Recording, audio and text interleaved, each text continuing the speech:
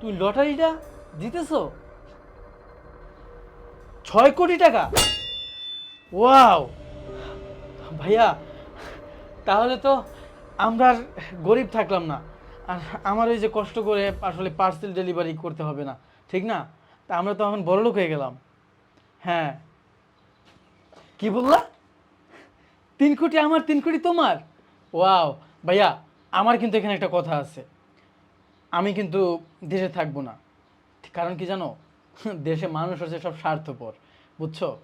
তুমি আর আমি দেশের বাইরে চলে যাব, গিয়ে দুই ভাই আরামসে থাকবো, বুঝতে পারছো? আর তুমি এখানে গিয়ে সুন্দর একটা মেয়ে দেখে বিয়ে করবা। Wow nice. ঠিক আছে, আচ্ছা আচ্ছা, তাহলে আমি তাড়াতাড়ি চলে আসতেছি। হ্যাঁ, তাহলে আর আমার এই কষ্ট করে কাজ করতে হবে না, আর তুমিও তোমার কাজ ছেড়ে দাও। হ্যাঁ, কি বললা? ভাবি? আহ, আচ্ছা আচ্ছা, ঠিক আছে ঠিক আছে, ওকে, আসতেছি আমি। হুম। বাহ ভাইয়া, আপনি তো এখন কোটিপতি হয়ে গেলেন। কষ্ট করে আর আপনার এই ডেলিভারি ম্যানের চাকরিটা করতে হবে না।